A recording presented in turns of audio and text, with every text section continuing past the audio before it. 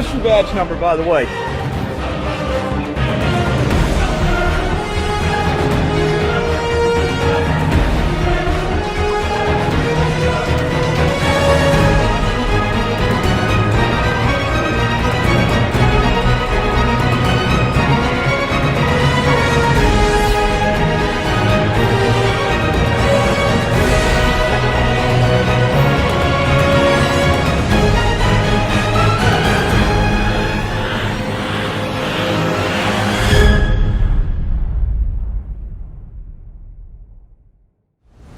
Hi, my name is Matt Reardon, also known as the Oxford Outlaw. I'm here in front of the Lafayette County Courthouse, where it all first started for me back in May of 2017, where I was unlawfully arrested May 1st, standing in front of the Confederate statue on public property holding the state flag of Mississippi. That unraveled a series of events that ultimately led to my banishment and framing on a crime that I couldn't have possibly committed. Writing with the Outlaw is my story, where I unearthed all the details and proved every element of this heinous corruption scandal in order to try to prevent this type of atrocity from happening again. Make sure you follow along on my website, www.writingwiththeoutlaw.com, as well as check out the video section on YouTube and the Oxford Outlaw Facebook page for more details.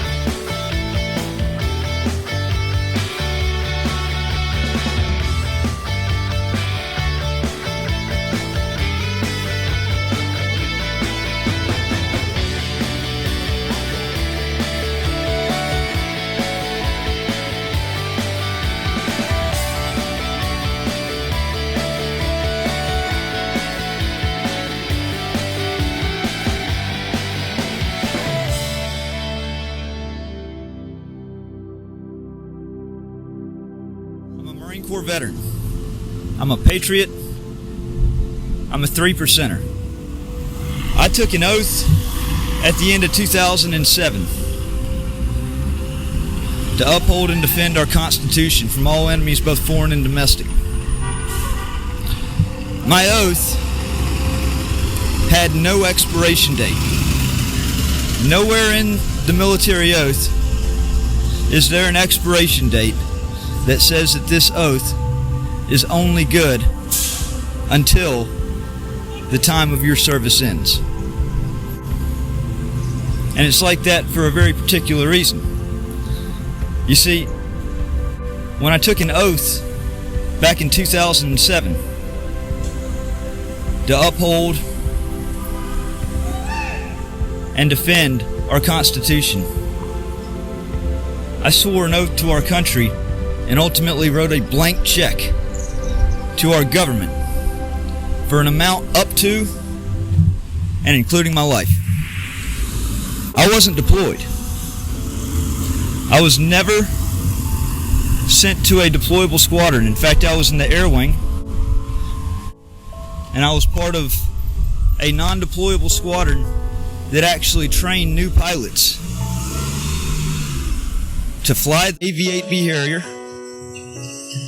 and then get assigned to a gun squadron and sent overseas to drop bombs on Iraq. I personally find my MOS and my job very crucial to the readiness of the Marine Corps and its officers to go and drop bombs on the bad guys. So I wrote a blank check to the government for an amount up to including my life. It's that reason right there alone that the oath that I took doesn't expire. So I wanted to know, and I still want to know to this day, how a city and a county has the right, feels that they have the right to supersede the Constitution, the law of the land. Because the last I knew, no law made by any city or any county ever had the effect of becoming a law and a lawful order if it directly clashed with that of the Constitution. And the First Amendment right guarantees my right to stand here on public property whether or not I'm causing friction, whether or not I'm irritating people, it's my right, granted through the First Amendment, to have freedom of speech, freedom of assembly, freedom of the press. But you've got protesters over there holding signs wanting the statue to come down. And I tell them every single time I talk to them, hey, look, you know what? You know what? 3 years ago, I was arrested standing on public property right here where y'all are standing, okay? I was arrested because I didn't have a permit. I'm a Marine Corps veteran. I fought for our constitutional rights. In fact, I took an oath to support and defend the Constitution. And that's your right, your freedom of speech. Look, you got the same rights as I do. Unfortunately, this town framed me for exercising mine just standing here with the state flag of Mississippi on the sidewalk by myself. Okay? So at the end of the day, no, it's not about symbols. That right there was not about symbols. That right there was about our rights as citizens. I agree. And so, no. Okay? No. I say go to a vote, and y'all see what the real numbers are. Y'all want to put it to a vote? I mean, is that something that y'all are after? Or y'all just wanting total decimation to remove it without a vote? If they allowed a vote, don't you think it would probably go somewhat like the Mississippi state flag vote? We're gonna find out. Yep, where it was about 65% in favor of the flag. Long time ago, these millennials can vote now, sir. Well, you know what? I feel sorry for America. Oh, I'm worried, I am worried for America. My. They have the right to live, to be here free of harassment, and don't even need to have a permit. Shouldn't even be a requirement to have a permit. But see, that's the liberal hypocrisy, because I'll never hear that said to me. In fact, being that I'm a conservative, just the opposite.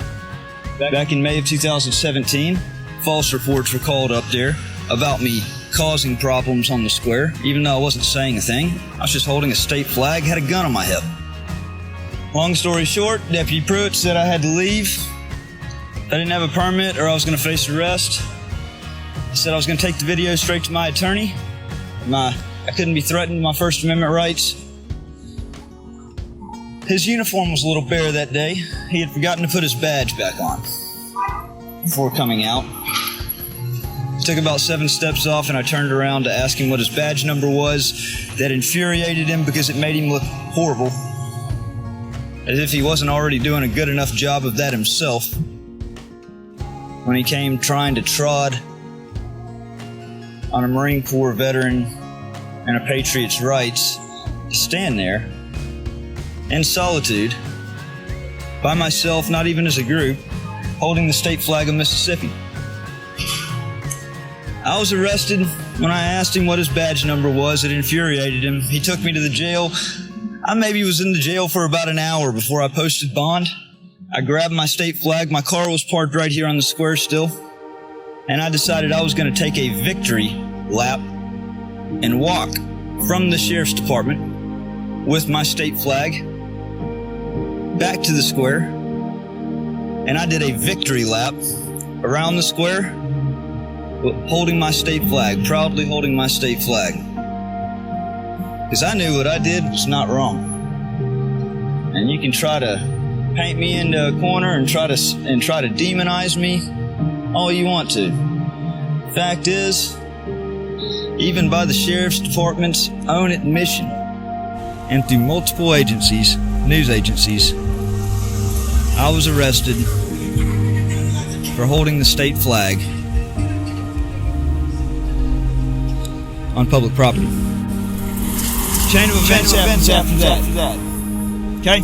I go to New Orleans, go stand up for the monuments under attack. I come back May 7th, May 8th. All right. I have court the next day on a child custody hearing. I meet with my attorney for a lot of the day.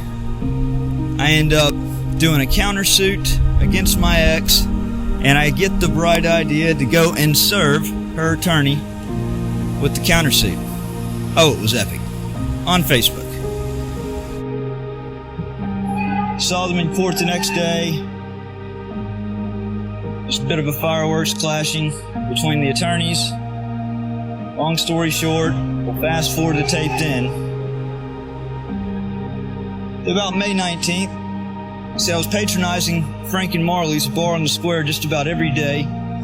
Ashley Lynch did not like me as a person. She didn't like me as a person because she didn't like me as a salesperson from before. She thought I came across too pushy. And I wanted to smooth things over with Ashley, so I tried to motion for her to come over to the bar where I was sitting down eating a tray of chicken wings that I had just paid for. She wouldn't come over. I said, well, I think it's only right. I'm patronizing your bar, spending money here. I'm just simply trying to smooth issues over. And I said, well, I think that's pretty fucked up. I'm over here trying to bury the hatchet with you. She came over, she grabbed my tray of chicken wings, and she threw them in the trash can, even though I paid cash for them. Wouldn't give me a refund, anything. So I walked out of the bar, I called for a boycott of Frank and Marley's. It turned into a back and forth between us on Facebook. What I like to call a meme war. Really them with the memes. It was them that created the YouTube channel that they called a 24/7 surveillance and watch of Oxford's Matt Reardon. What does that sound like stalking to say? I don't feel like they did anything illegal, and I certainly didn't do anything illegal. They just weren't expecting me to play right back into it and not get all offended. Me to actually have fun with it and run along with them. I'm sent proof that there's a death threat that's been made on my life by my ex and mother of my child. Also the one coincidentally represented by the mayor's husband. So May 20th, I go and I purchase an AR-15 and a bulletproof vest. As I had every right to do. Protect myself and my family. May 22nd, a restraining order, an emergency injunction, is filed by Ray Tannehill, who is representing his wife, Robin Tannehill, the mayor-elect, as her attorney. See, about a week prior to that, about May 15th, I had spoken out in City Hall in Oxford City Hall, because Mayor Pat Patterson refused to allow me to address the board. And just like everything else in this town, they think they got it all figured out, and so be it. For your rights. I know that the First Amendment right also grants me the right to petition the government for a redress of grievances. Of course, with my grievance being the Mississippi state flag being taken down on city property in Oxford. I called the mayor and each of the board of aldermen a cultural Marxist if they stood in favor of keeping the state flag down while openly taking tax dollars from the state. So I'm hunted down the next day, May 23rd, on campus, 2 sheriff's deputies. They pull me over to give me a restraining order. The 24th, a mysterious phone call comes in to Lafayette County Sheriff's Department for Sheriff's Investigator Jared Bundren. Jared took this call where it was stated that I was making threats against Frank and Marley's and Todd and Ashley Lynch. Now Jared, he claims that he investigated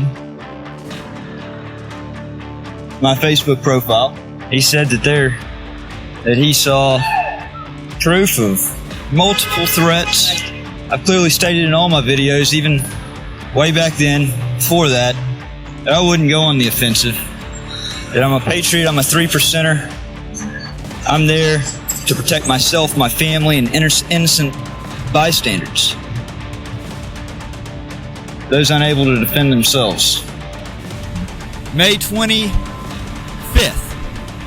the next day, I meet with the FBI at the local field office here in Oxford because of the death threat that was made against me that I had screenshots of.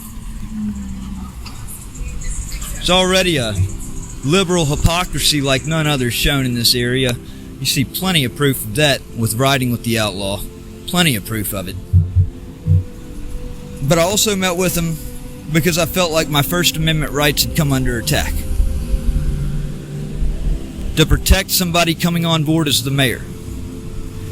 See, I had actually done what Mayor Pat Patterson had said, even though I felt like I didn't have to, because I sure didn't want to get told I couldn't speak the next time. And I put myself on the agenda to address the Board of Aldermen on June the 6th, the next Board of Aldermen meeting.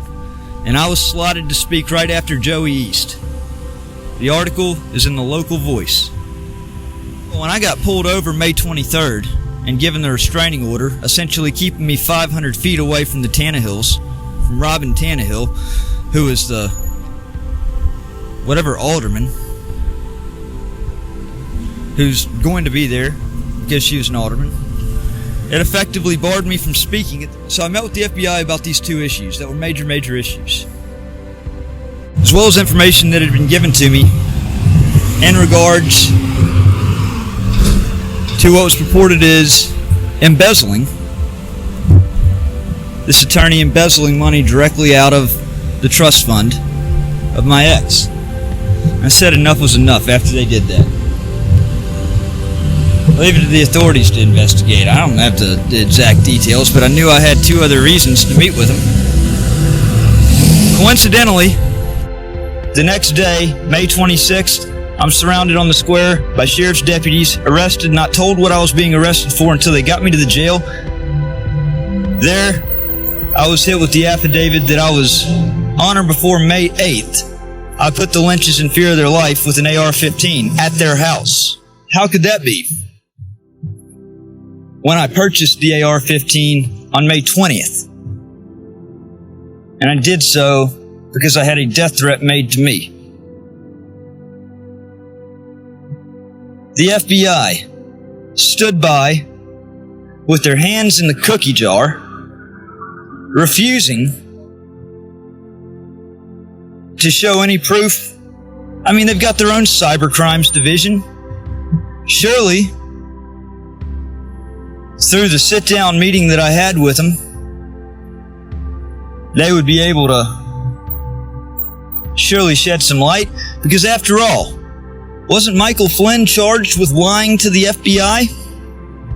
So, therefore, where am I lying? Because if I was lying to the FBI about purchasing the AR-15 on May 20th,